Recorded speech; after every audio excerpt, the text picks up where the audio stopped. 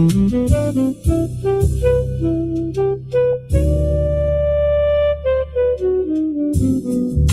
evening, everyone, and welcome.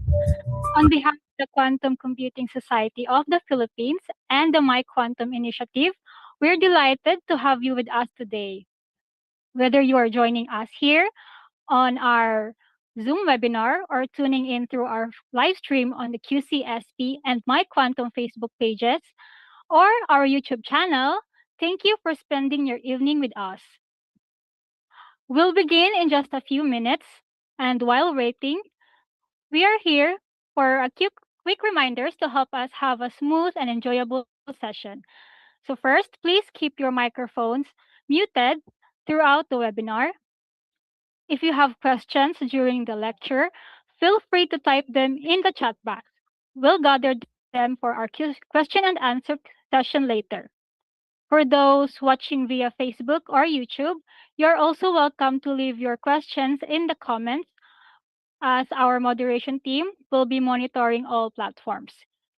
This webinar is being recorded and live streamed, so don't worry if you miss a part, because you'll be able to watch the replay on our official pages. If you're excited for today's session, send us a wave in the chat or tell us where you're joining from. We'd love to see participants from all across the Philippines and maybe even beyond.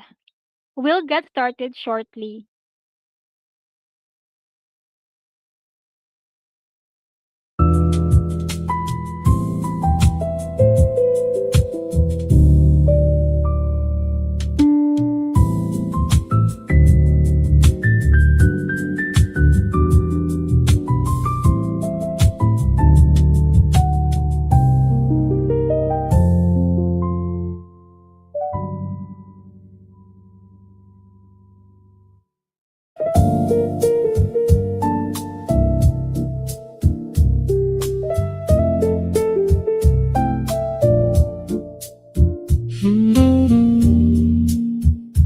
And with that, good evening, everyone. Welcome to another session of the My Quantum webinar series, proudly presented and in partnership by the Quantum Computing Society of the Philippines. Today's session is especially exciting because we'll be exploring a question that's becoming increasingly important. What role can quantum technologies play in shaping the future of emerging markets? As quantum computing continues to evolve, its impact is expected to reach industries, governments, businesses, researchers, and communities around the world. Today's discussion will help us better understand how countries like the Philippines can prepare for and benefit from this transformative technology.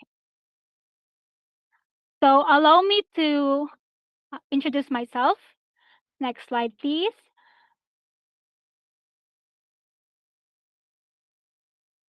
I am Trisha May T. Ariola, a volunteer of the Quantum Computing Society of the Philippines and a proud member of the My Quantum webinar team. It is my pleasure to be your host for today's webinar, and I'll be guiding you throughout this evening program. Thank you once again for being here. Next slide, please.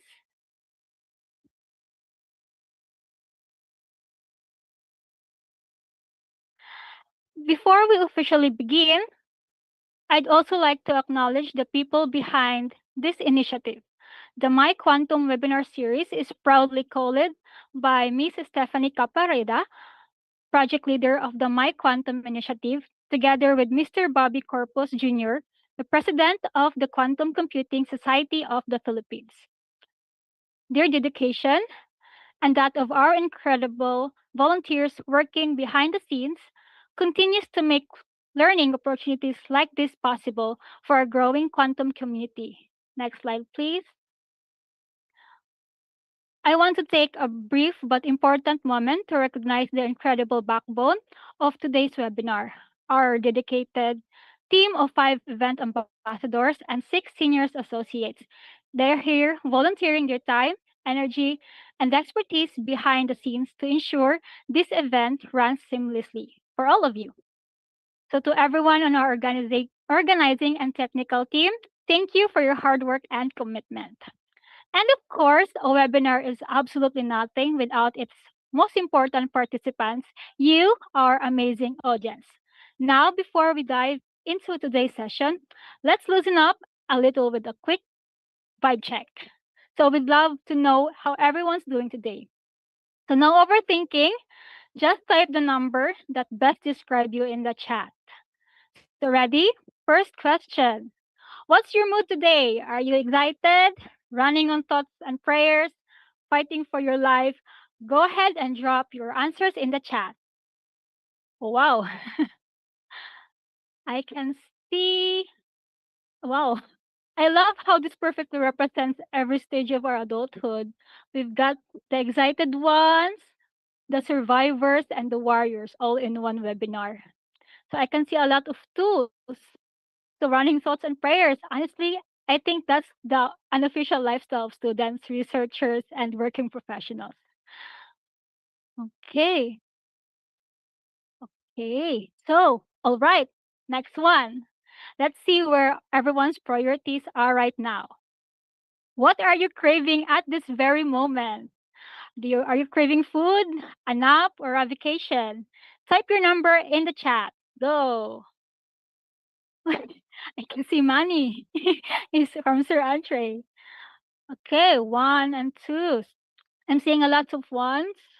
Actually, yeah, I'm seeing lots of ones, twos, and threes. And quite a lot of people wanting a vacation. Okay, a nap. That's completely understandable. But don't worry, we'll do our best to keep you awake today. And okay.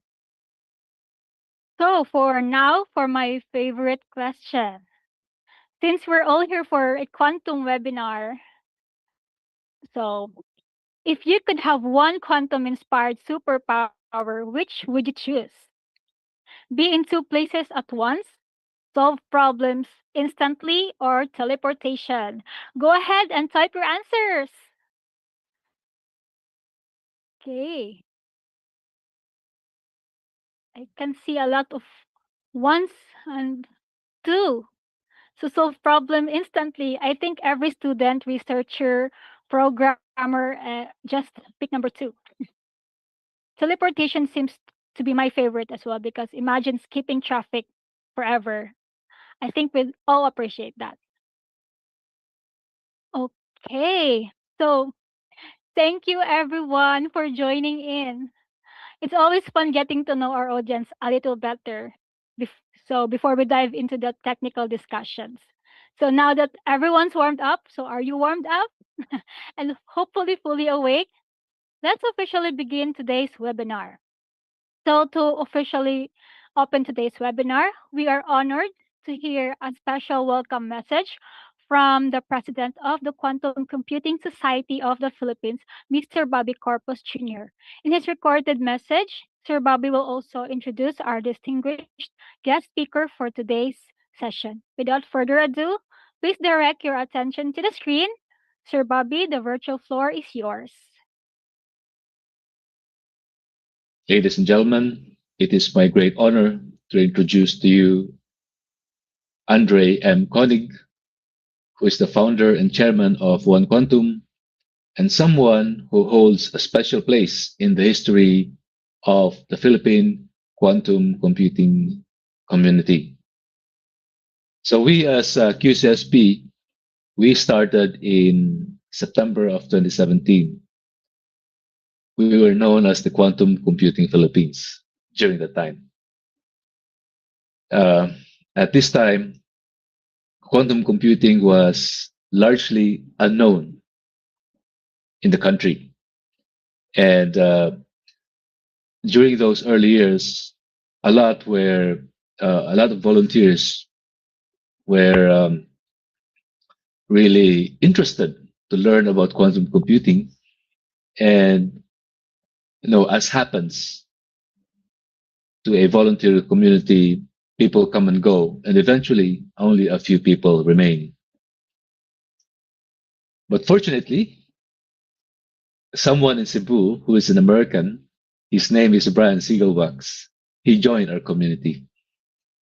And he told us that there is this global community called One Quantum who wanted to establish a community here in the Philippines. And he was supposed to be, if I'm not mistaken, to create that. But since he was already a part of the community and the community already existed, so it made sense that we just probably rebrand ourselves to One Quantum Philippines.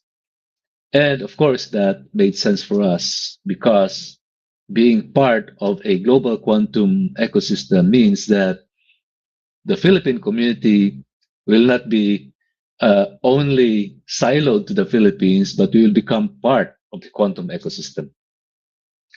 So by March 29, 2022, we became the One Quantum Philippines. So it made us connected to a broader international network that Andre founded. And from that point onward, I observed that a core group of volunteers who joined us and that has remained committed to our mission until today. Initially, I met Andre only via Zoom, and fortunately, we finally met in person in April of 2023 in a conference called Quantum.Tech. It was held in Singapore, and it was in Sentosa. Now, because of that meeting, that later brought Andre to the Philippines as one of our distinguished guests at QIST.Con.ph, held last year, 2025, from July 30 to August 1. And that was the first dedicated quantum computing conference in the Philippines. And of course, it's coming again this November 9 to 11 in Cebu as well. So Andre is a published author, international speaker, investor, entrepreneur, and a recognized deep tech expert. He is the CEO of Global Quantum Intelligence, a market and business intelligence organization focused on quantum technologies, and the chairman of One Quantum, a global community with thousands of members. With around 3 decades of experience in Fortune 500 companies, Andre works at the intersection of quantum technology, business strategy, investment, public policy, and ecosystem development. For us, however, Andre is more than an accomplished quantum industry leader. He is a valued friend whose vision helped connect our Philippine community to the wider quantum world. Ladies and gentlemen, please join me in warmly welcoming Mr. Andre Koenig.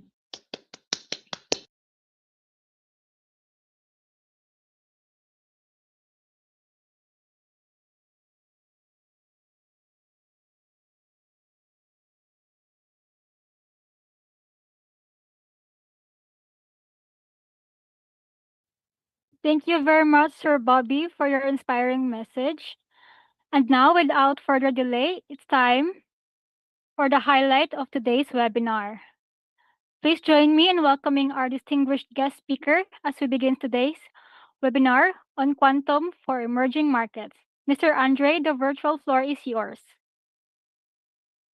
Great, thank you so much. Appreciate everybody taking time to join us and the kind introductions. So I must say I'm a little disappointed.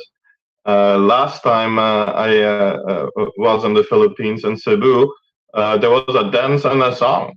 And today only a few questions, Trisha. So hopefully we get to do a dance and a song next time again. I know you love to do that in the Philippines, and that was a lot of fun.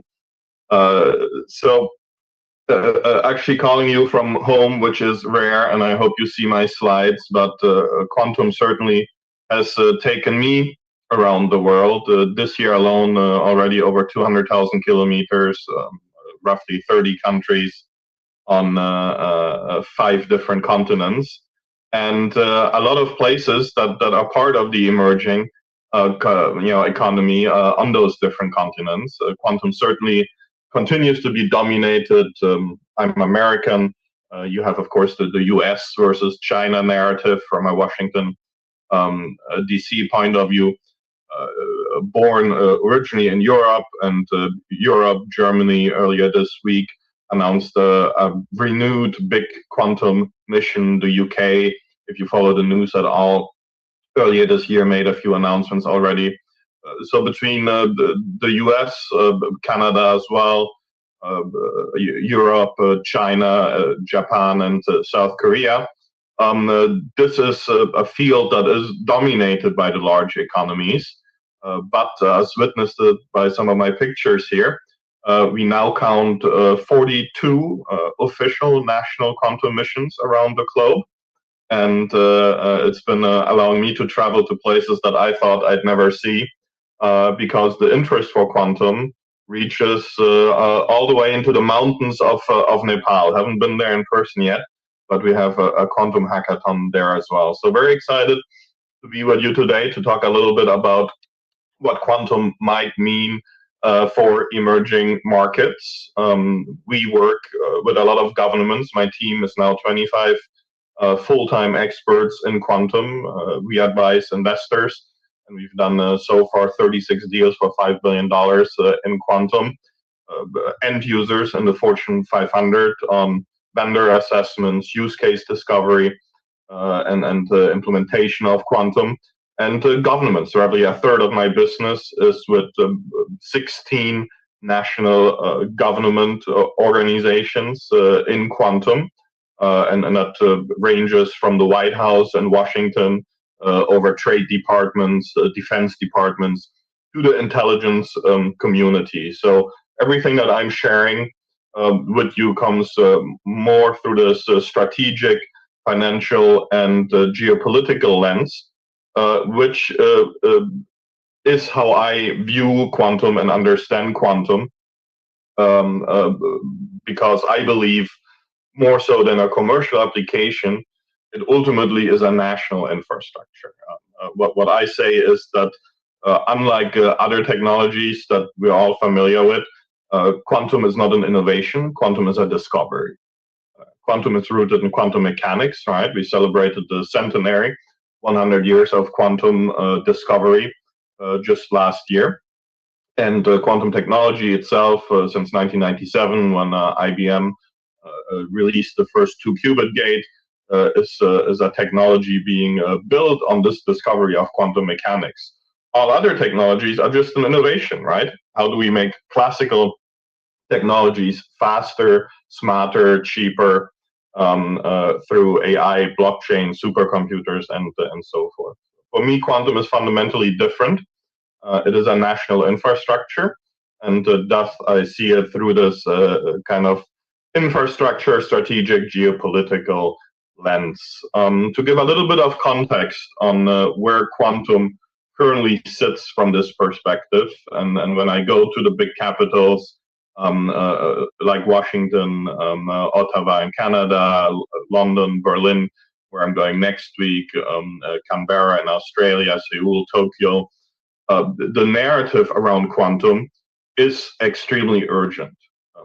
Many of these places view quantum as important, if not more important than AI, because quantum, of course, also has a very direct dual-use application. Dual-use application means you have both a commercial as well as a potential military application.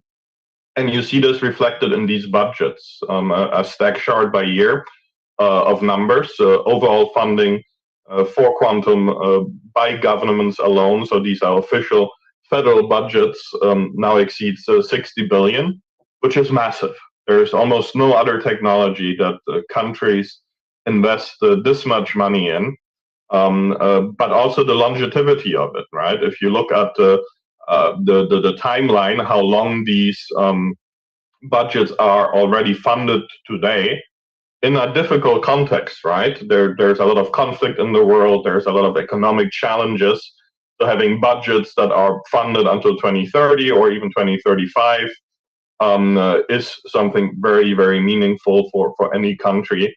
And this is what reflects the importance of quantum on the global geopolitical stage. If you look at these gray charts and dark gray anticipated programs, so these are programs that have been announced and are on the Senate floor here in the US, in front of the House in the UK, and so forth. So they haven't been voted on and budgeted yet, but very likely to be approved. You see that this funding is not relenting at all. So when people ask about quantum winter, that is something that we do not see at all.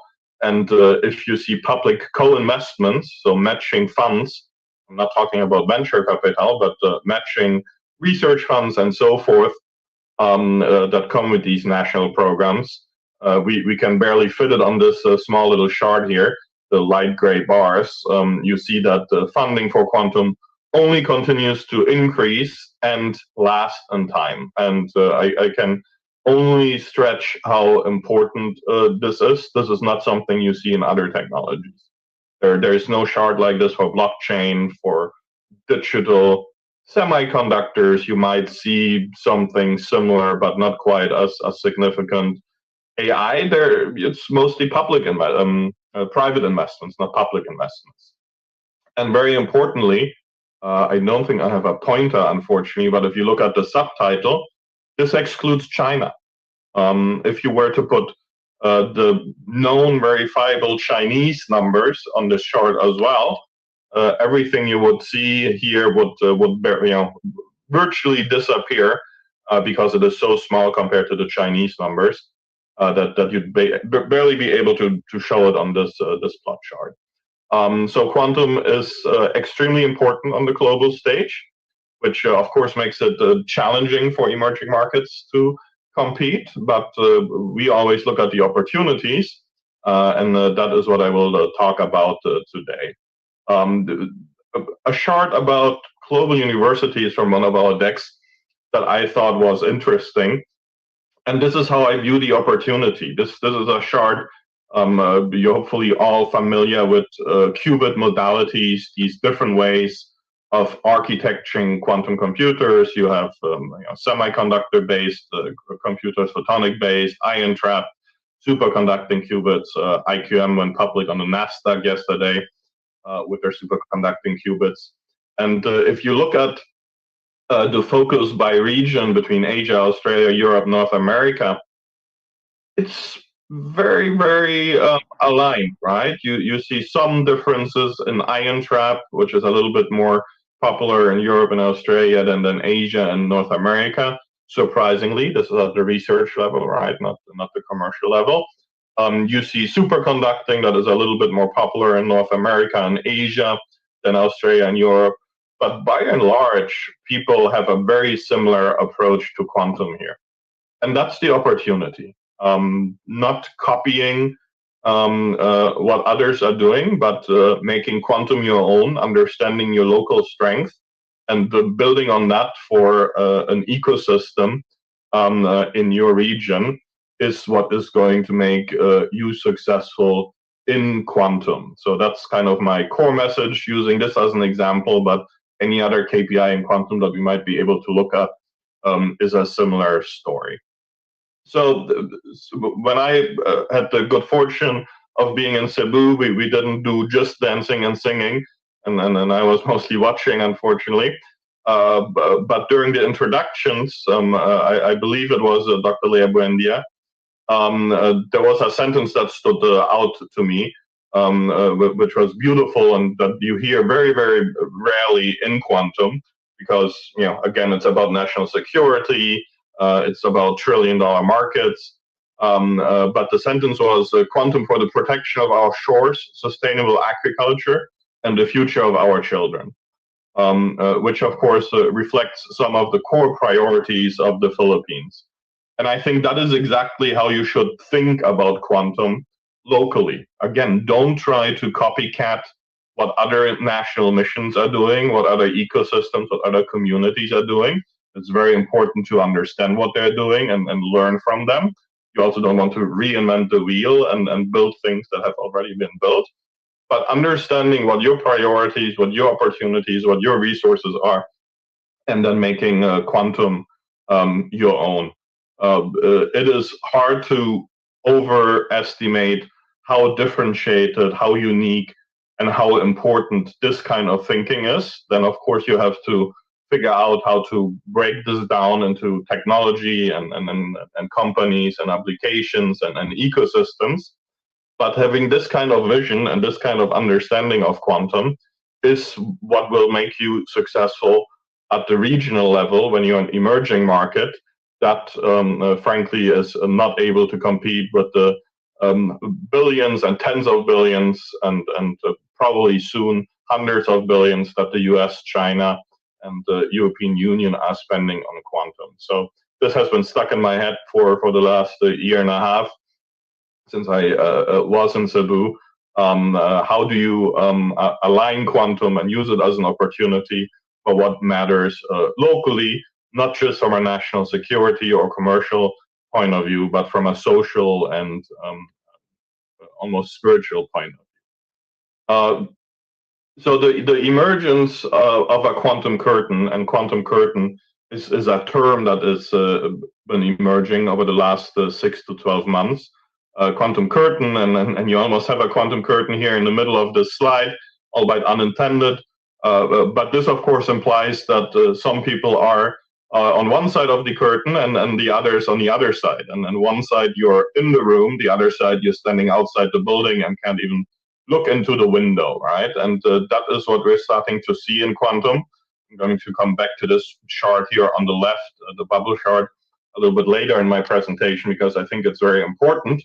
But you have to understand that access to quantum, I'll just say 5 years from now, but maybe sooner, it's not going to be for everyone. You need to be part of a club that has access to the talent, to the supply chain, but also the market that then will finance quantum initiatives to be able to do quantum. And admission to this club is happening now. So this is something that you need to consider, in the immediate future. There are different clubs, and deciding which club to join and what role to play in that club. And this is exactly like any kind of sports club or cultural club or art club that you might personally be in. Think about that. If you're part of some association in your free time, do you just go there and show up and participate, or do you take a leadership role? How do you differentiate from everybody else that is playing tennis and maybe even playing tennis better than you if you're in a tennis club, whatever it might be, right? This is exactly the same at the quantum level and the national level. And on the right here, I'm using this example of access to talent, which is one of the massive bottlenecks for anyone in this kind of collaborative environment. But there are many, many other drivers. And planning this kind of KPI projection out into the future, understanding what your access to your core KPIs are, be it commercial markets, be it scientific research, be it the quantum workforce and talent, be it a startup community, and what that looks like in 5 years, in 10 years, and 15 years, and then understanding which union to join and what role to play into it is one of the most critical decisions for any emerging quantum ecosystem that you can take today. And if you don't take it, then my hypothesis is that you're not going to get into one of these clubs, meaning you'll be standing outside the building, looking at a closed window with a dark curtain, and not be able to access quantum. And this is being accelerated by a lot of different things. All right. So these timelines, it's always extremely difficult make predictions and projections in quantum. But there are some things that we can observe, right? I mentioned IQM, the Finnish German superconducting quantum computing startup earlier that went public on the NASDAQ yesterday. And that's the fourth or fifth company this year alone that went public on the NASDAQ. There's a total of 9 or 10 that are public by now. We, of course, if you have followed it, have seen some breakthroughs in error correction earlier this year. We've seen a couple new quantum hardware architectures that are very promising. But the best example of how we see the ecosystem accelerating, a couple different announcements just 2.5 months ago about topographies of qubits that allow to run new codes, which all of a sudden made ECC encryption vulnerable to a quantum attack. And ECC is what we're using right now on this webinar. That's the digital handshake between a browser and an interface like, are we using Zoom? I think we're using Zoom. So somebody that is not a fan of Andre might be able to use their quantum computer and hack this Zoom now and end this conversation. But all internet traffic with it, blockchain traffic, many other kind of transactional protocols in the financial world. And that is something that science, until that announcement 2-3 months ago, considered impossible. ECC, elliptic curve cryptography, was something that science considered being out of the range of quantum computers. And that changed a few weeks ago, which puts what we call 2028 the reasonable worst case. So we're not so much interested about consensus, because consensus is an average, right? That's the inflection point that you see here in the middle with the arrows. And consensus might be already too late. So when the experts say, maybe this will happen in 2030, 2035, and you prepare for that, but what if there is more unexpected progress? So what we project is the reasonable worst case scenario, and ECC, which was out of scope 3 months ago, is now fully in scope, and in scope as early as 2028. This also advanced the threat timeline for RSA 2048 from a reasonable worst case point of view from 2030 to 2029. And this is really pushing everything that I mentioned on my previous couple of slides in terms of national funding and urgency, but also narrative, how people in Washington, London, Berlin, Tokyo talk about quantum. This is almost a quantum war. So I'm just trying to share a little bit of the narrative, and there are many different narratives, right? A lot of other people will talk about quantum startups and commercial opportunities.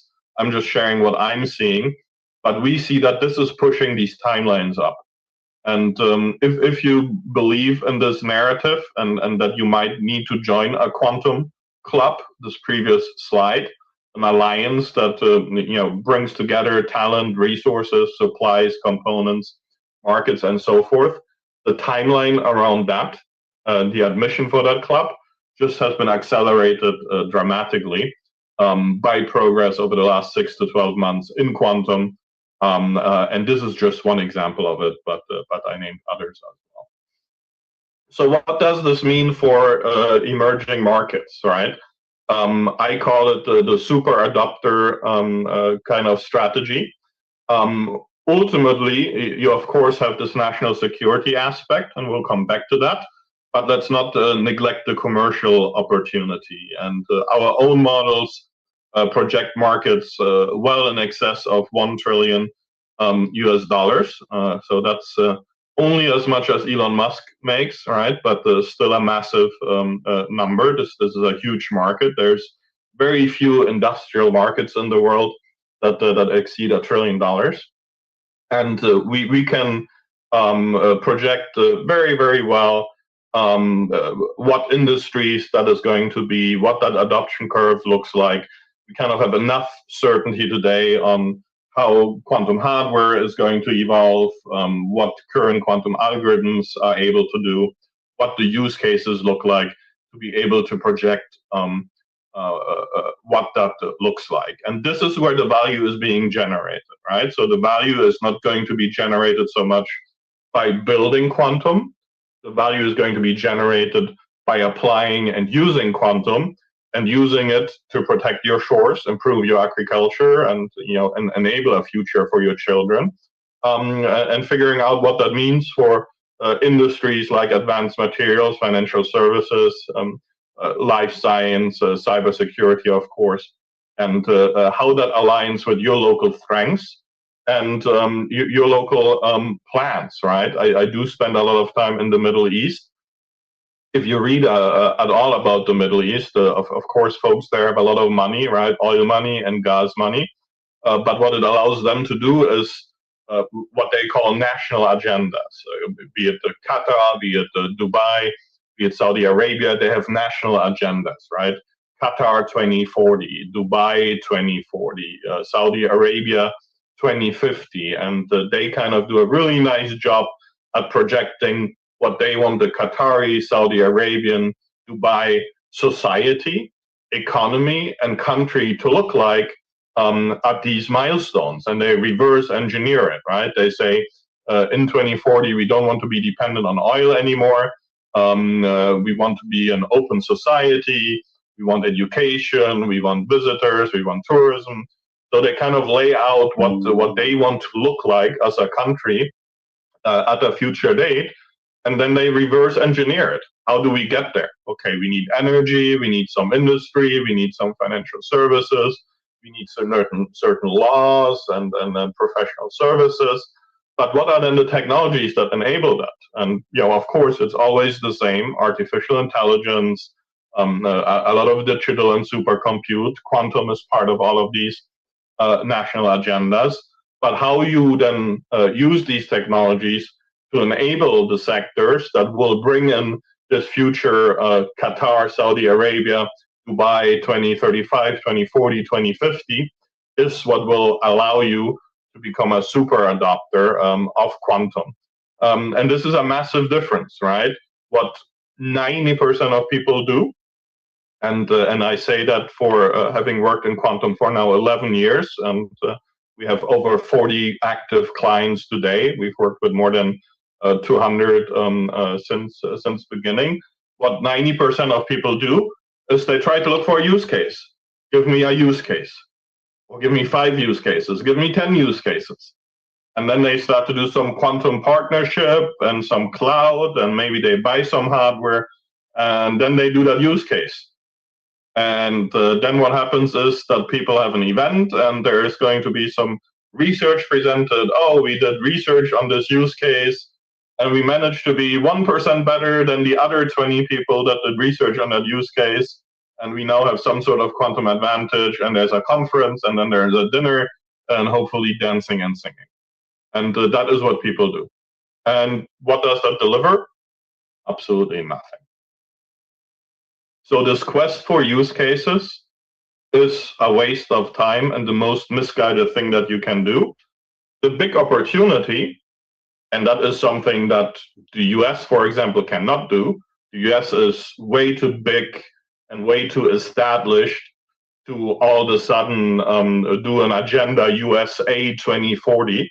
Something dramatic would need to happen, right, for the president to say, oh, the US now needs an agenda, and it's the Agenda 2040, and in 2040 the US will be this and that country, and we need this and these technologies. So this is an opportunity unique to emerging markets, and it can make you a super adopter of quantum across specific industries for national reasons that is not accessible to others, because others are forced to go after specific use cases because they need to deliver ROI, return on investment. They already spent billions and billions. I showed you those charts, right, on quantum. They need to justify that. They need to make some money back. So they need to be use cases, and they need to make money on them. They can't do this dreamy, let's think about the future, Let's think about what that means for our country, our society, our positioning, and reverse engineer it from there. The super adopter strategy is something reserved for emerging markets. How do you get there? This is a very kind of high-level plan. Happy to get in more detail here at some point, hopefully in person. But a couple key points that I would like to make. I mentioned 42 official national quantum missions globally.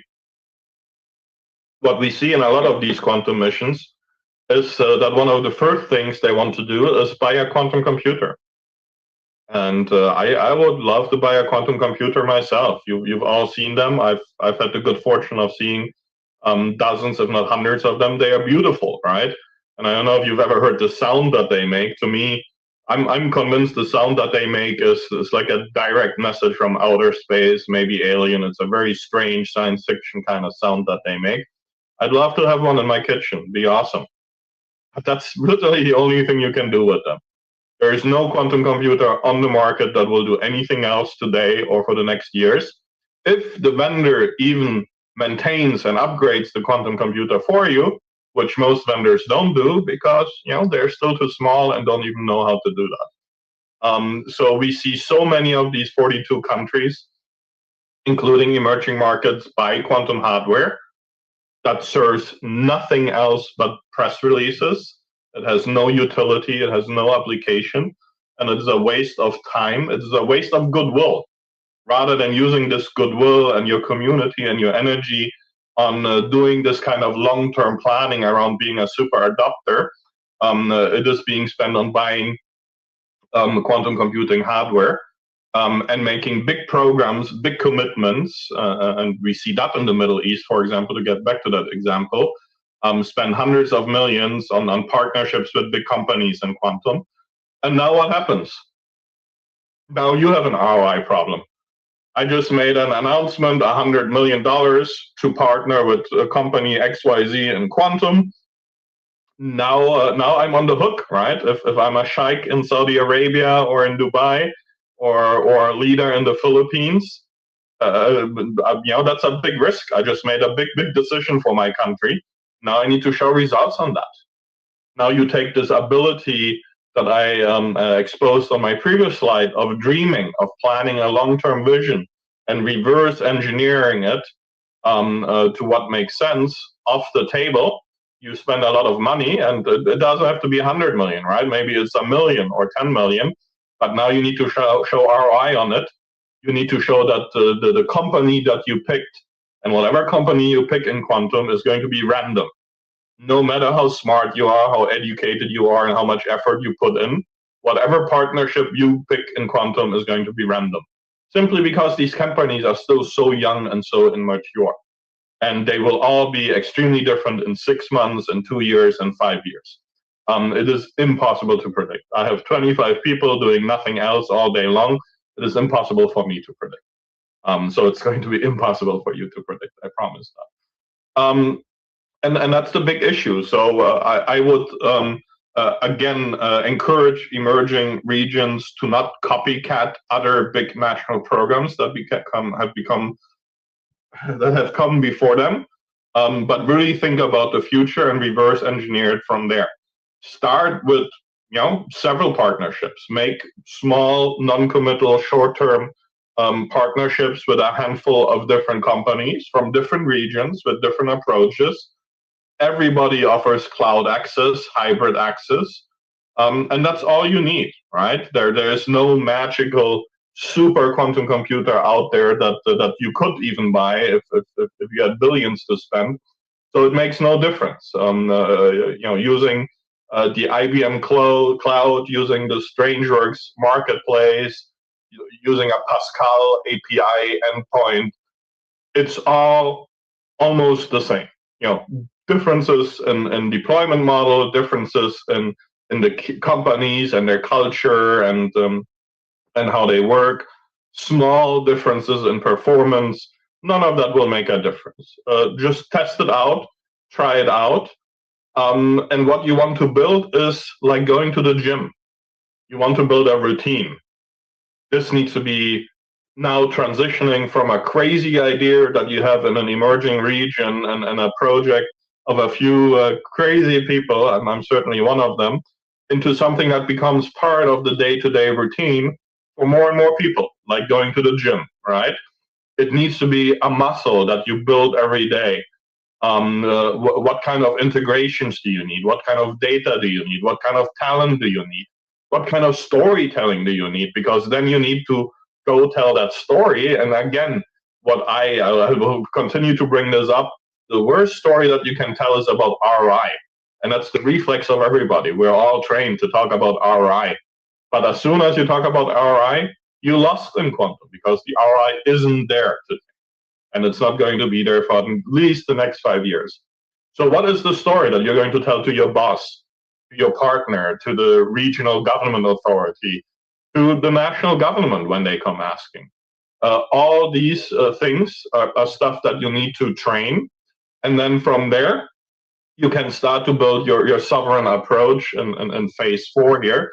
Once you have that experience, once you figured out in my model how that aligns with the Philippines 2040, to use an example. I don't actually know if there is an agenda in the Philippines.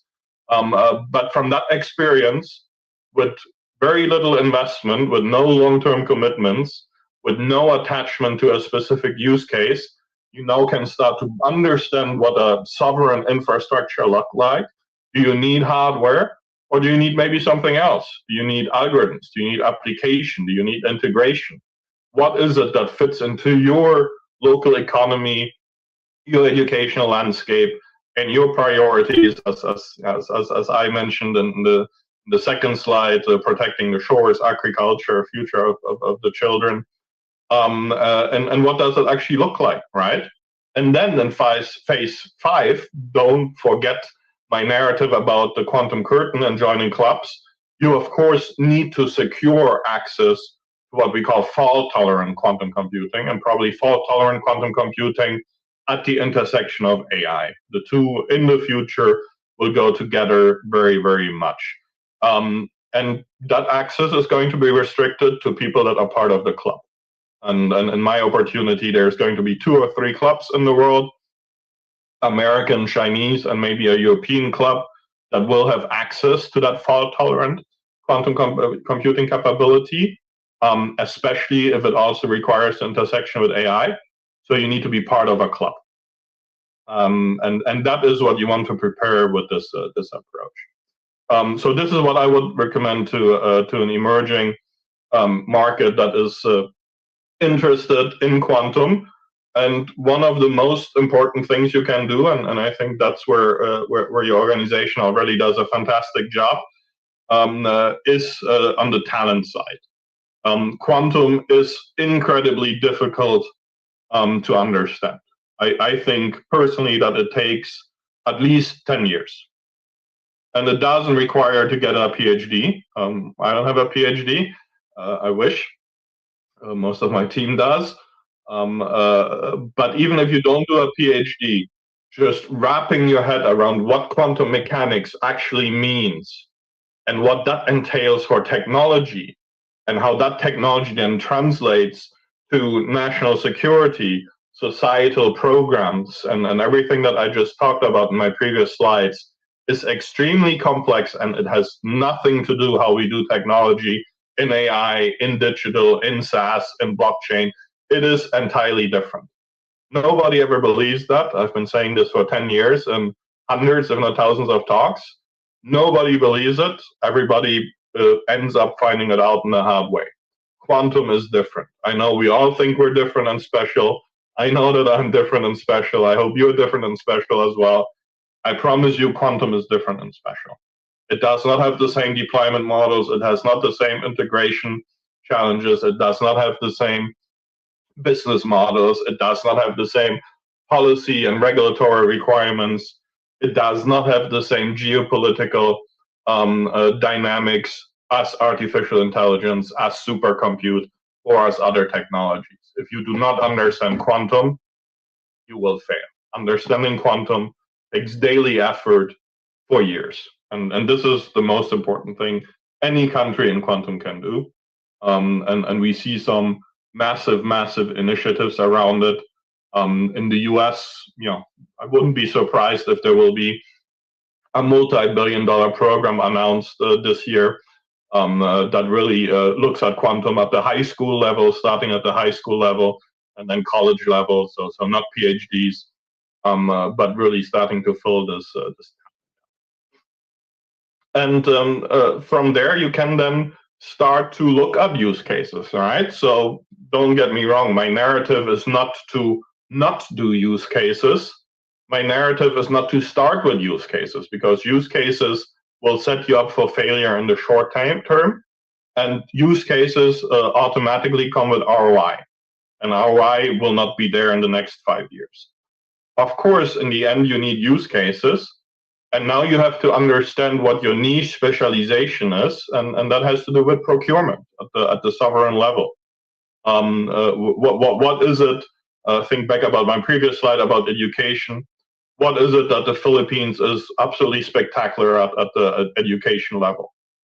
Where do you have research labs, national institute, government procurement systems that enable you to align with use cases? And here are a few examples in simulation and optimization and machine learning and sensing to be a world leader.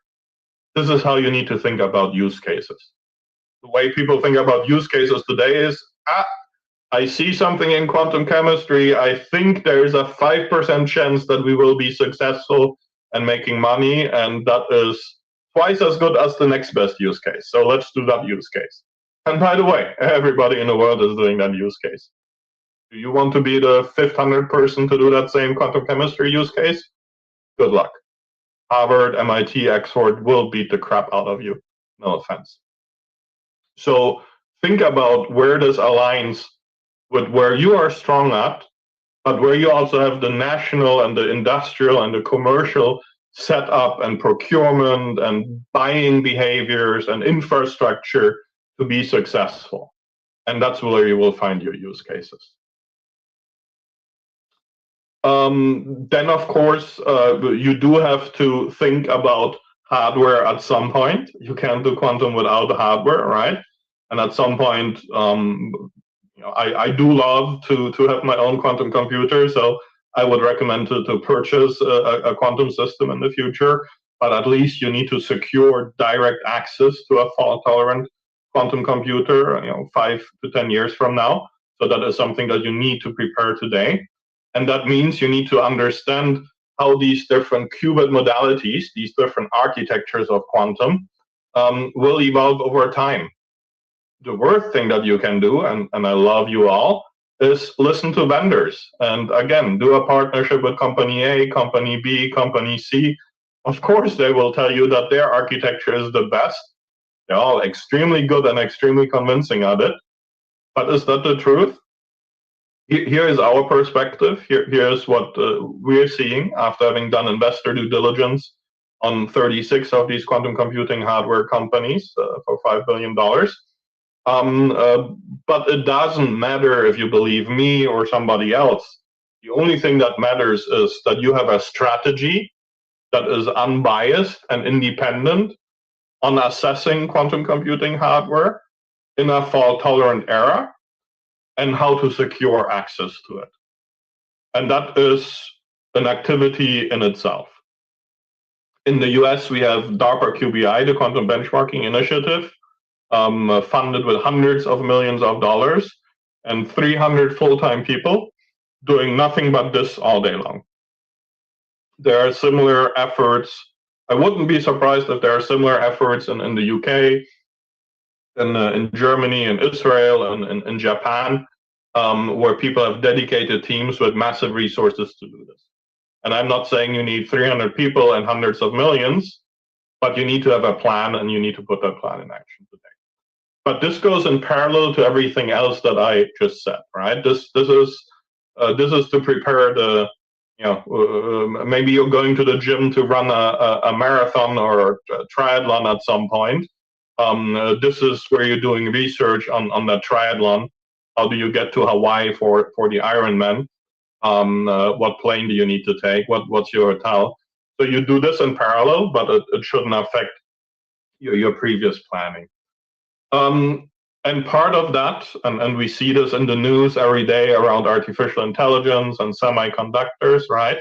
And this is a massive part. This is probably 15% of my business, millions in dollars of customers asking us to analyze the supply chain. So we talked about talent, but then there's thousands, if not tens of thousands of components and raw materials that go into quantum, right? Understanding what the supply chain looks like for the club that you want to join is extremely important. It's a geopolitical decision, and there's no way around it. And if you make the wrong geopolitical decision, then everything else that we just talked about will be deleted at some point in the future. So the way that I would look, if I have these different quantum clubs to join and I need to make a decision, this is my primary lens. What is the supply chain in quantum for that club? And can that club actually secure that supply chain? And I want to be part of the strongest club. I'm American, it's an American narrative, but I want to be in the club that will be the survivor and the winner. And this is the way to understand it. And by the way, if your country can contribute to one of these supply chain layers through components or materials that you have or national partnerships that you have, now you become extremely, extremely interesting and important in that club. And you can be a key player here, right? So this is kind of the primary lens in how to pick this.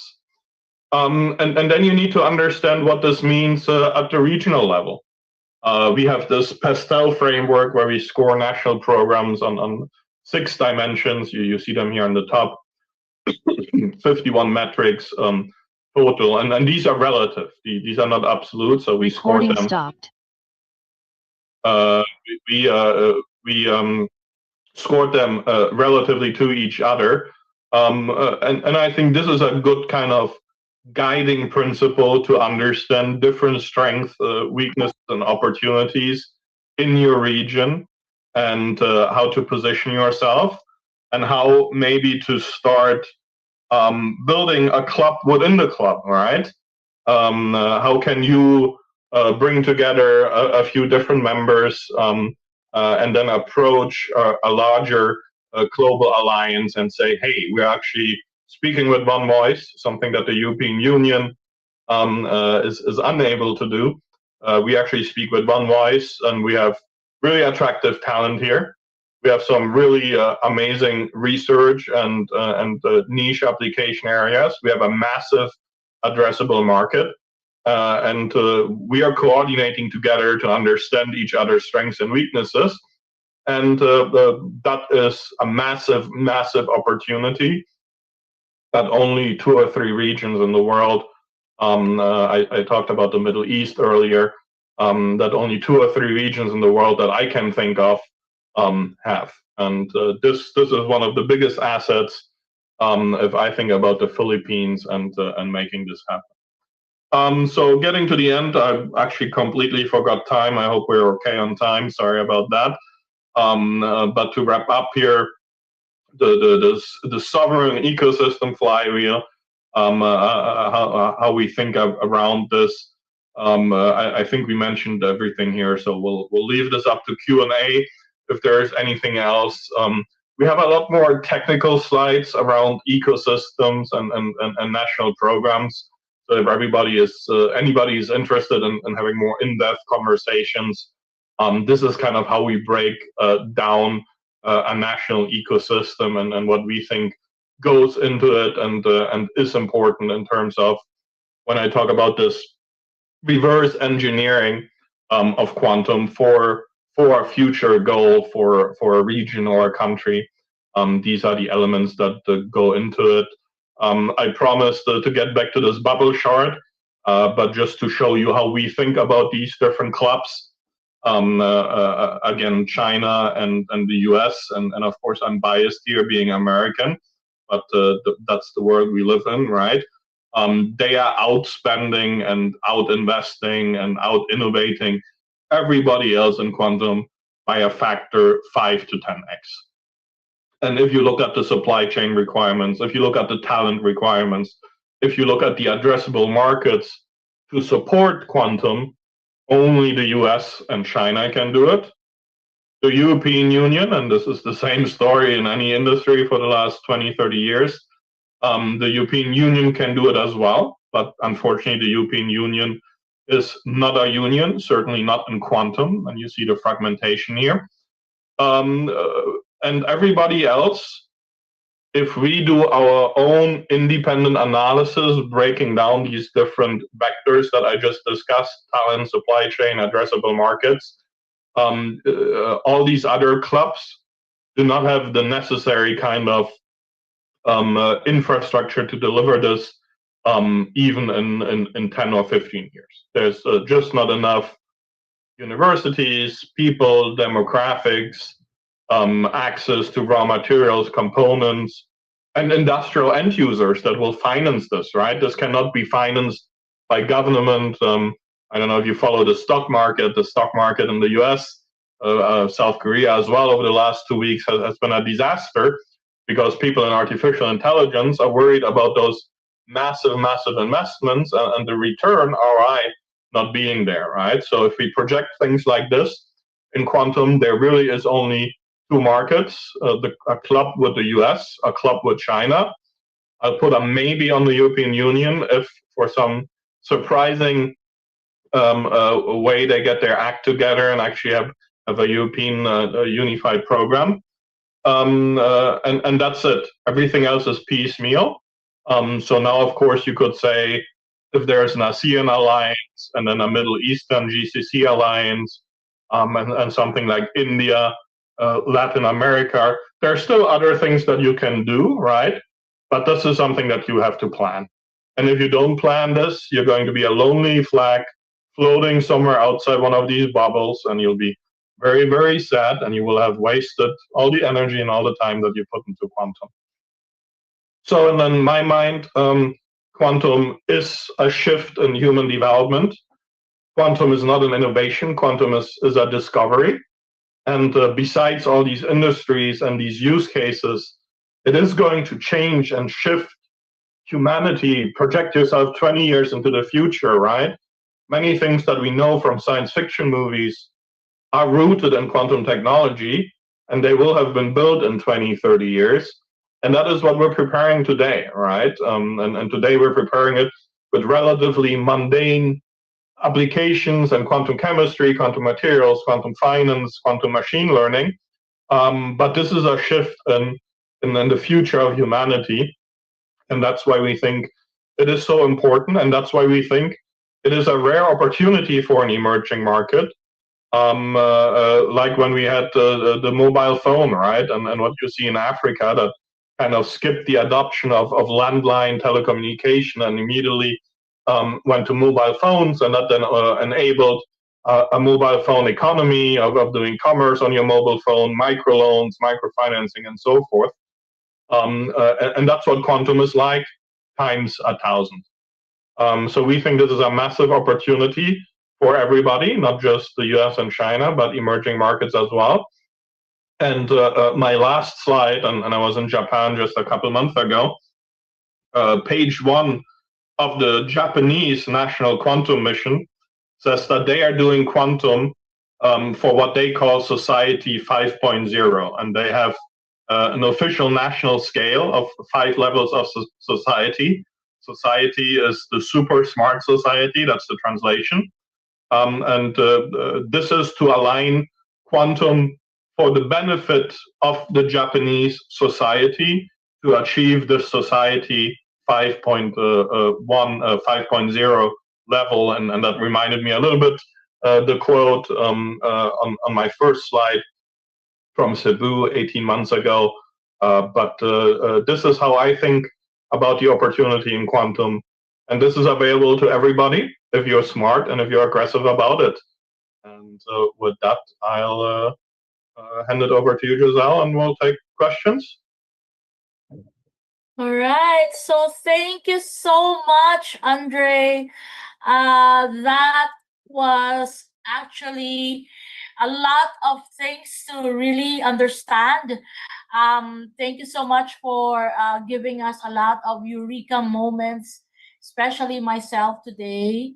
At all fronts, from policy, from strategy, from talent, education, how we can actually incorporate quantum into our economic landscape. But my biggest takeaway is your use of the word discovery. Very important to understand that quantum is a new discovery, and you mentioned that it's a rare, but at the same time, a massive opportunity for emerging markets like the Philippines. I have a couple of questions here. Let me just check everyone. All right, there you go. At first, I was just looking at myself, but now I can see everyone. If you have any questions, please raise your hand at this point. I actually have about 30 questions, Andre. but I know we can take this separately, maybe via email. Very important from my lens because I'm a policy maker. I see a very big responsibility on the part of the policy makers of this country. You're saying 5 years, you're saying 10 years, but that's not too far. It's not too far. I mean, it's almost right in front of us. And I don't think we have much time to waste, as you emphasized. But I'll try to be very inclusive here. Since I'm the moderator, I'll ask first the questions that our audience may have. Here's a question from Ricarte Jose Avellana IV. From your perspective, how would quantum technologies influence the future of digital financial systems, including the central bank digital currencies, capital markets, and national economic competitiveness? Andre. Yeah, and thank you so much, Giselle, for that nice setup. I'll give you two answers, Ricard. One answer you're not going to like, and then I'll try to be a little nicer. To me, it feels like you're asking about use cases.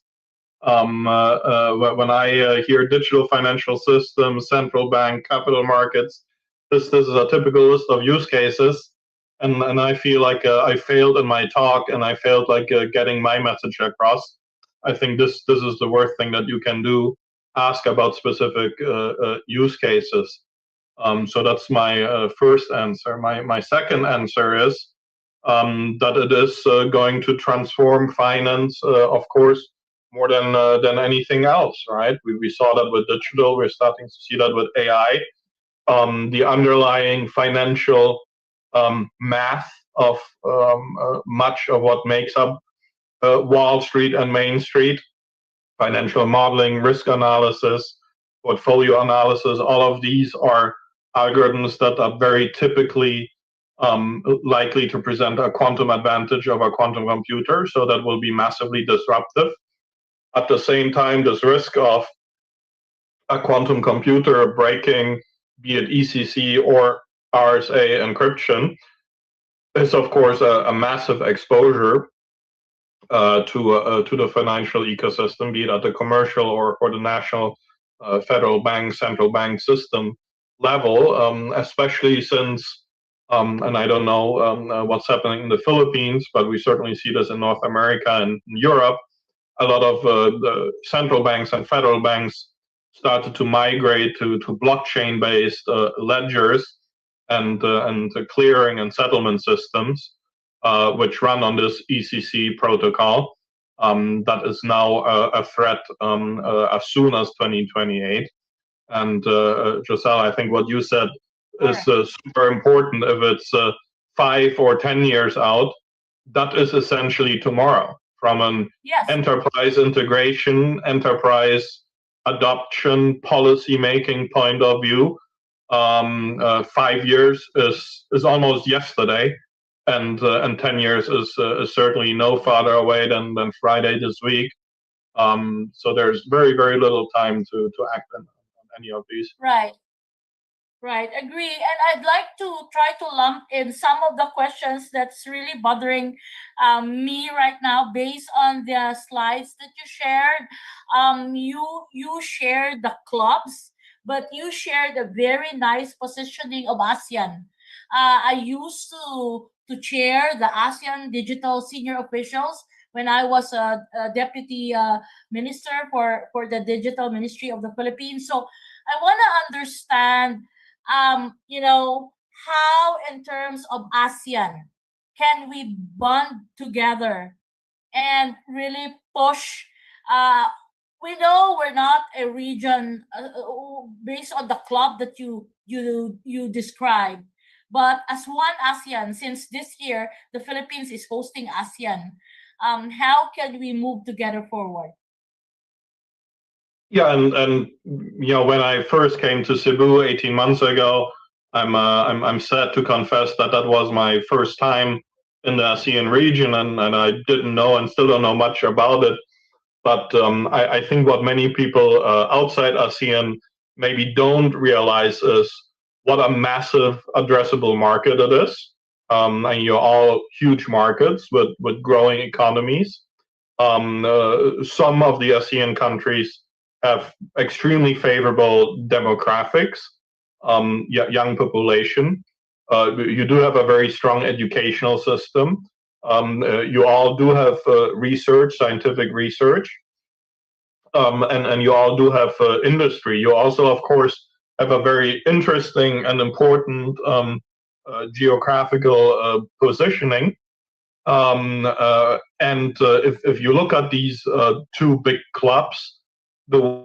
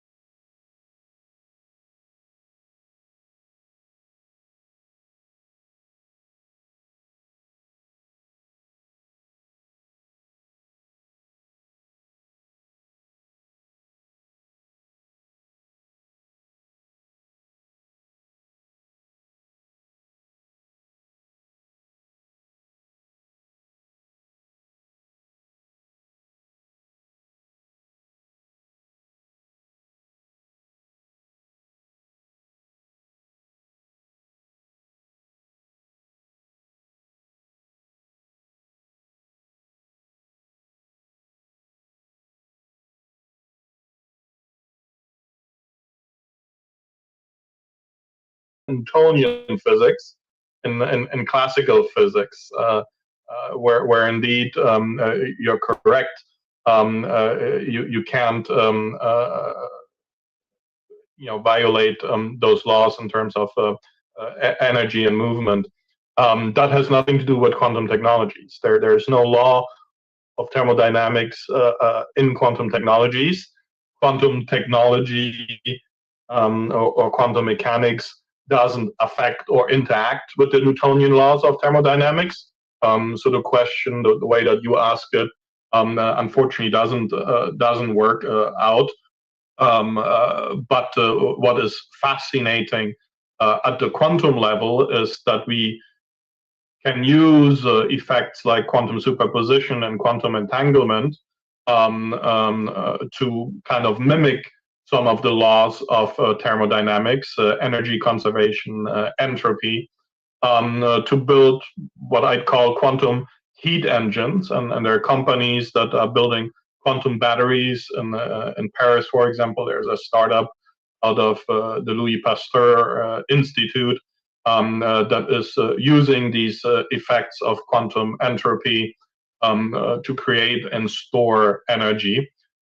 This has nothing to do with the Newtonian laws of thermodynamics, and that's why quantum is a discovery and innovation.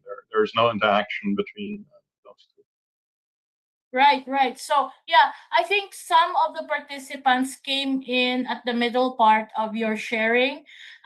One of the biggest thing that really made an impact on me, Andre, was when you said, we should drop the find the use case capstone mentality for now in terms of quantum, but really on a national level, try to think of a strategy where we are not going to float outside of different initiatives, as you call them, the clubs.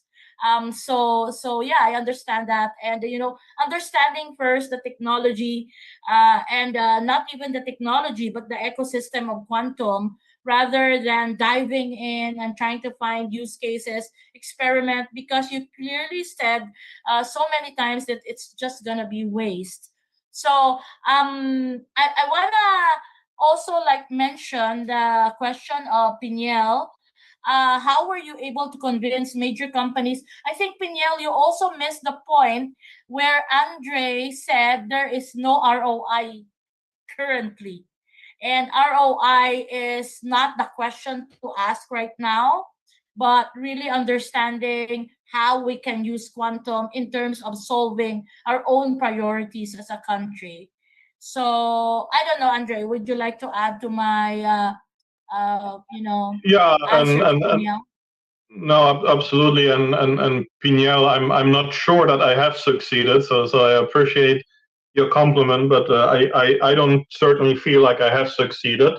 But the way that I'm trying to succeed is to do this. I mentioned my travel in the beginning, and I'm probably on the road in a different country 250 days a year. I give probably close to 100 talks like this a year, online and in person, to places small and large, from the White House to high school students in Nepal. And I have a perspective on quantum. I think I make a very strong and convincing case for my perspective. My perspective is difficult to implement if you're a large company or a country, because it takes a different kind of effort rather than doing the obvious thing, which is to do quantum chemistry and build a consortium around quantum chemistry and have some short-term wins. So I don't think that I'm successful, but the way that I'm able to have an impact is by continuously sharing my perspective, and ultimately you will find people that agree with that, and that builds a movement, and that's the power of storytelling. Right. So, I just saw Bobby Corpus join us.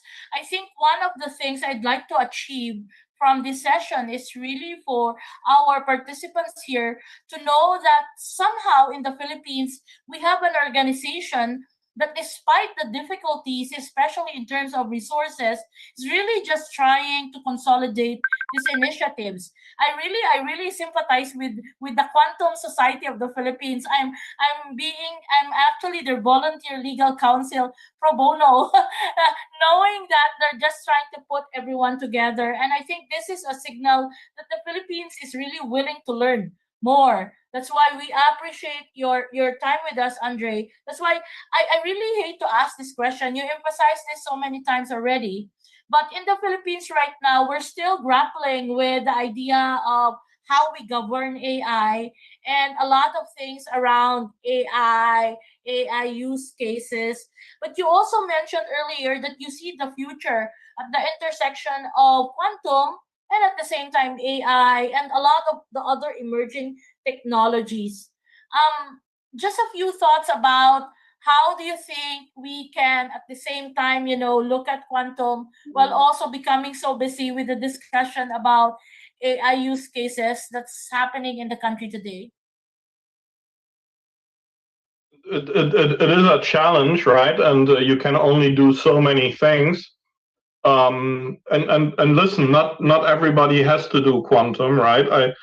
I think there's a place in the future for countries that will just be a beneficiary and participant in quantum.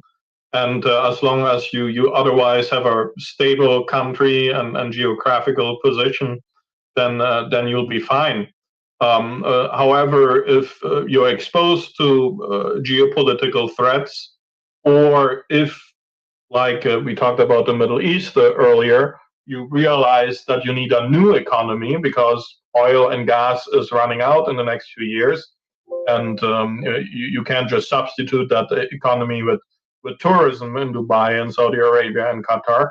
You actually need to build and invent a new economy. Then you have external factors that obligate you to think about the future, right?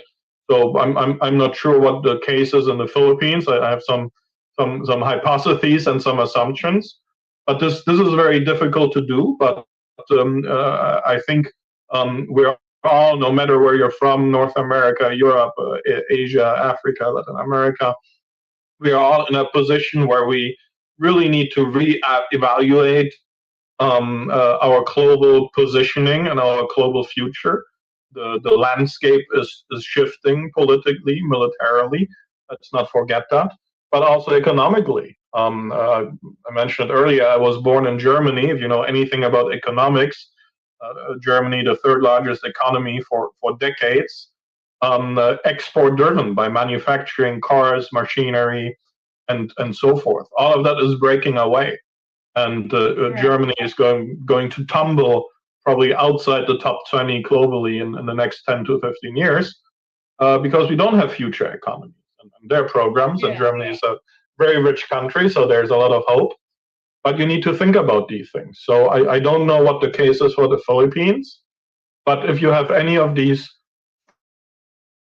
threats, then you need to prioritize. I would argue it is more important to have an agenda for 2040, 2050 than having some short-term agenda in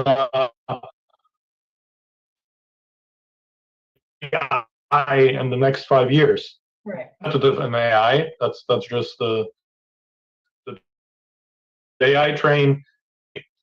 Again, to use that example, I'm still very, very rich, well-educated country. Germany stands no chance in AI, right? So don't try to compete in whatever the latest technology, the latest innovation is. Be realistic where you have an opportunity, and where you have an opportunity is some, and I hope I shared my vision of why I think you have an opportunity there. It's because of your local strengths, your local resources, and the STM community, and how that can make a difference for one of the big global superpowers. You don't have that ability in AI. In Philippines is not going to be the next software house. Right. It's just not realistic. Yeah. So not a good answer, Giselle, but that's how I think about it. And then I think you, Bobby, Stephanie, just all need to take this to Manila aggressively and relentlessly, and knock on doors the way that I do on my side, and you'll find people that are willing to listen, right? And that's the best you can do. Yeah. Well, apologies for the vague question, but you know what I see here? I see here that quantum gives us the opportunity to do things right because we have not prepared well for AI. Exactly. I mean, AI came with, without us really preparing our workforce. But here in quantum, we somehow have a lead time. And I agree truly with you about, the workforce being the best factor, edge of the Philippines, having a young and dynamic workforce. And, you mentioned, I don't know if I got this right, but you mentioned we have a lot of real problems where we can put in, and test quantum technologies for these real problems, like agriculture, you highlighted, like environment, you also highlighted, and so I truly agree with that. I want to ask if there is any more questions from the audience. I know it's getting late, and I'm not sure what time is it from your side, Andre, but right here it's past 9 o'clock in the evening. But I just want to have one more question from my end and ask our audience, if you have, please write on the chat box. I'm so curious about your PESTEL framework. It caught my eye. It looked like a ranking of how we fare in the ASEAN, and I want to ask this question. We call this like the Miss Universe question, Andre. In the list of priorities, which is listed in your PESTEL framework. Um, let's say the Philippines can only like have 3 investments because of course we're challenged with resources. I mean, we still need to elevate our investment in research and development to more than 1%, unlike other countries which already complied with 2 or 3%. Which do you think should we put our investments in? Yeah, and guided by your framework. And the conference in Cebu 18 months ago was at the Miss Universe Hotel, where the Miss Universe pageant was. All right, so Right. sympathize with that. But I also think it's very important what you said before, Giselle, and quantum is not going to fix all of your problems or take care of all of your opportunities. Right? I want to be very clear of that. But the way you put it is exactly right. Quantum is a platform and a vehicle to do change, to do technology, to do innovation. And that's what makes quantum so unique and possible. And you still have a lead time in quantum, and you have unique differentiators in quantum, and you don't have that in other technologies. And that's what makes quantum so interesting. And if you relate that back to this PESTEL framework, political, economic, social, technology, environmental, and legal aspects, it's hard to somehow rank them. But I think if again, speaking to your local strength, right? In the U.S., I would clearly tie this to economic drivers. Whenever I go to Washington, and I'm in Washington 2 or 3 times a month, the question is about economic impact and job impact, and all the other factors. Shocking for the U.S., I know. All the other factors in the PESTEL framework come out of the economic drivers, starting with the political ones. There's not going to be any political will in the US if you cannot demonstrate economic drivers, unless, of course, there's this big national security threat, which is kind of in parallel of all of this. So it really depends on the country. The way that I view the Philippines, with my very, very limited knowledge and experience, And that's why I ended on my Japanese slide for the Japanese society. I think that's an opportunity you have, right, with your young demographics. And I think it was you at the lunch or dinner that told me about the demographics in the Philippines, and it was shocking how young and how educated and how large the population is, right? If you can get quantum into the DNA at the high school and college level, to me it feels like that will drive economic and political will, and then from there you can create an impact. So really being quantum native at a very young level, to get a good understanding of what quantum actually is and means, I think could be a massive win for a country like the Philippines.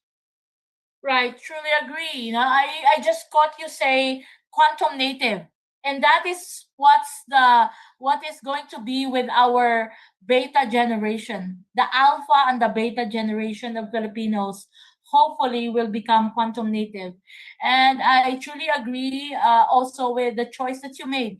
It all boils down, especially in the Philippines, on economics and jobs. You know, at the end of the day, we have a lot of policies here, but the question is, how is it creating more jobs? How is it creating more opportunities, enterprises, and economic, upliftment on the life of every Filipino? That should be the question our policymakers should look at. And you know, there's a question here from Jamela. I think all the participants tonight deserves a certificate because the lecture of Andre was really super. I mean, I actually now I have to reduce the number of books I'm gonna read, no? Because some of the books you already covered, especially about how we approach quantum, not just as a technology but as an infrastructure. This is one thing that really caught my attention earlier because we're talking here of hardware, system solutions, not just technology. So it's really an infrastructure. And you also mentioned super adapter. I have this feeling that everyone has a chance to be that.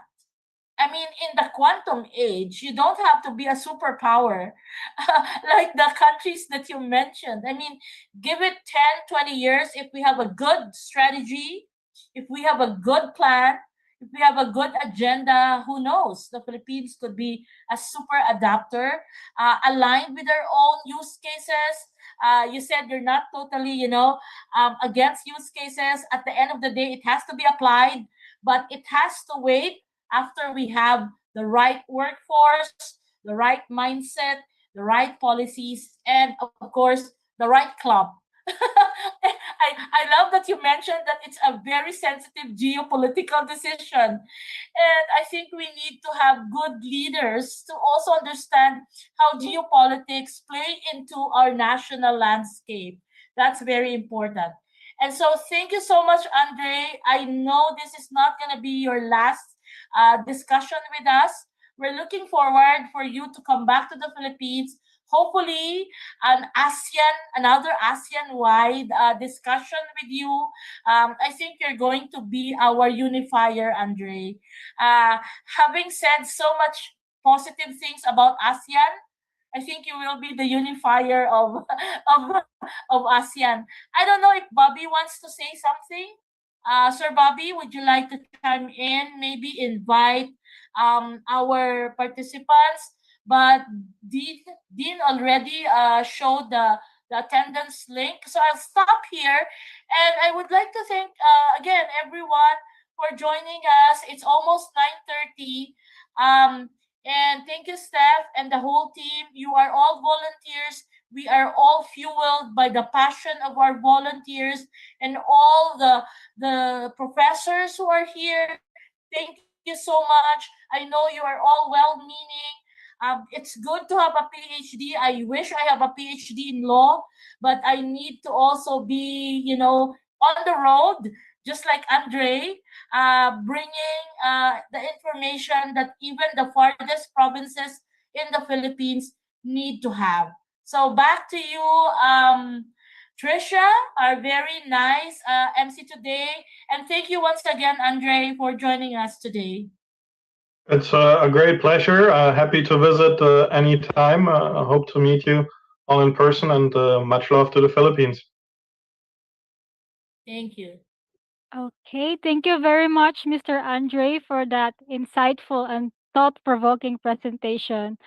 On behalf of the Quantum Computing Society of the Philippines and My Quantum, we sincerely appreciate you for sharing your expertise and giving us a deeper understanding of how quantum technologies can create opportunities for emerging markets around the world.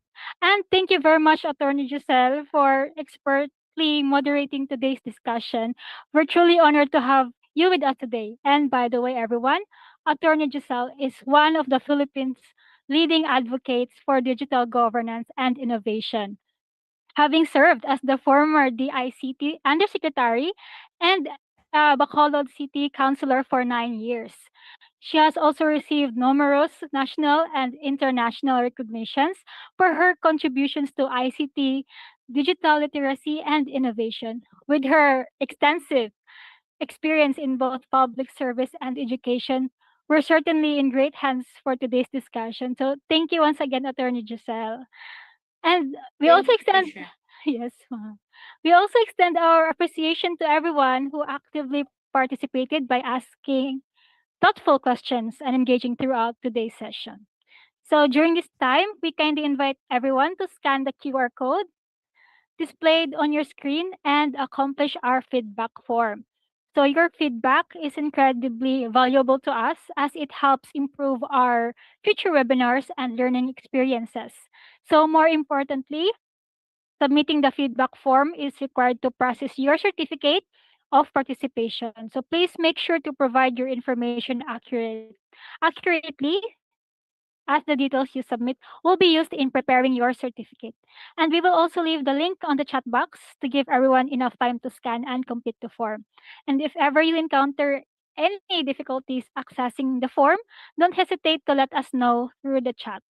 And our team will be happily to assist you.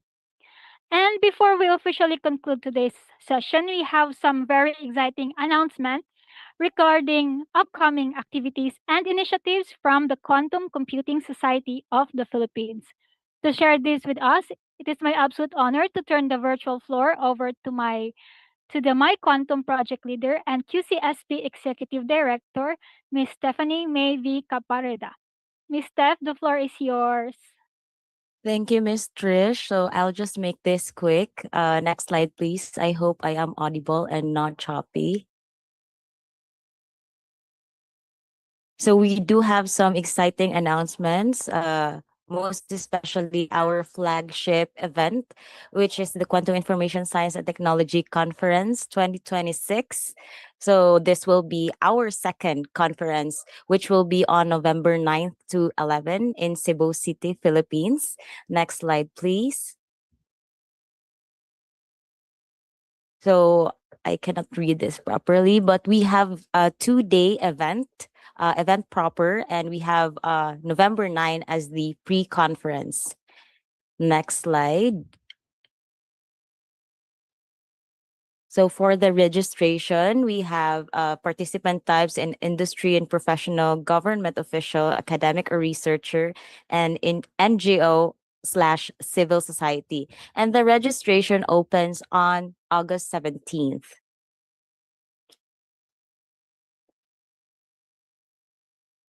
So you can screenshot this one or access kistcon.ph. Next slide. We also have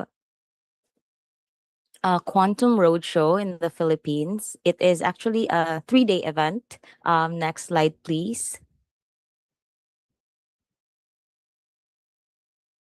So we have August 17 to 18. It will be held at the Colegio de San Juan de Letran. We have August 19 to August 20 at the Bulacan State University, and August 21st at the University of the Philippines, Diliman. This is led by Engineer Ethel Joy Badiang, the president of the IEEE Computing Society in the Philippines. And I think for the Quantum Computing Society of the Philippines. It is led by Mr. Samford Cabaluna. Next slide. And we also have a job opportunity for the researchers. It is situated at the UP Baguio at the Mind Lab under Dr. Ian Jasper Agulo. So we have three different projects. Project Technical Aid 6 with different specific job descriptions. So you may access this job hiring. Next slide, please. We have a QR code right here. Yeah. We also have this one. And next slide, please. And if you want to partner with us, these are our socials, Facebook, LinkedIn, our website, as well as our email. Next slide, please. And over to you, Ms. Trisha, for the presentation of the certificates for our guests. Thank you. Thank you very much, Ms. Steph, for those exciting announcements. We certainly have many wonderful opportunities to look forward to. And as a token of our appreciation, we would like to proceed with the presentation of certificates. This certificate symbolizes our gratitude to our distinguished speaker and moderator for generously sharing their knowledge, expertise, and time with our community. It is our privilege to present a certificate of appreciation to our distinguished guest speaker, Mr. Andre M. Koenig, in recognition for his valuable time, expertise, and the knowledge he generously shared with us this evening. It is now my honor to read the citation. Quantum Computing Society of the Philippines. This certificate acknowledges that Mr. Andre M. Koenig has shared insights as a speaker in Quantum for Emerging Markets, organized by QCSP in partnership with My Quantum Extension Project, issued on August 6, 2026, signed by Mr. Bobby Corpus Jr., President of Quantum Computing Society of the Philippines, and Ms. Stephanie May V. Caparida, Project Leader of My Quantum.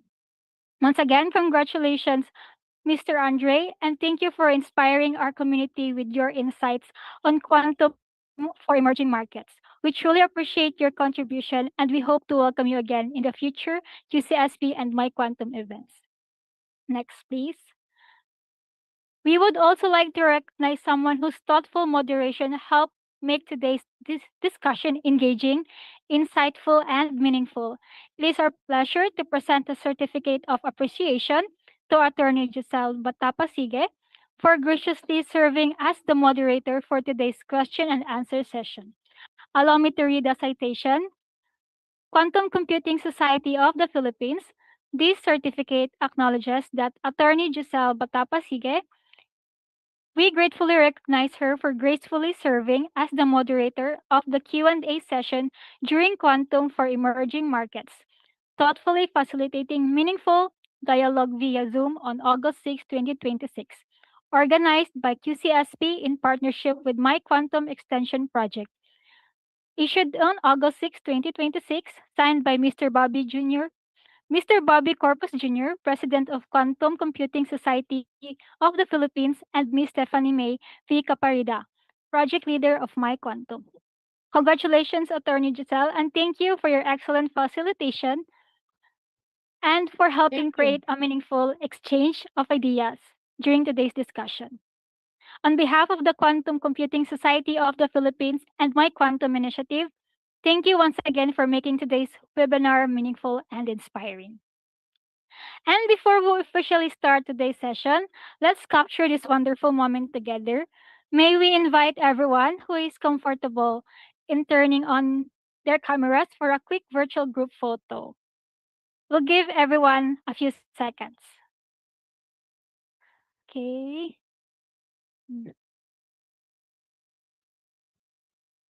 How to remove the...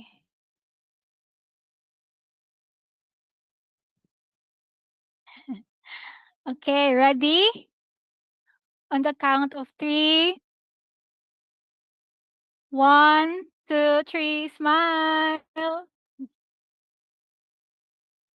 Okay. Wonderful. Let's take another one more for good measure. Okay.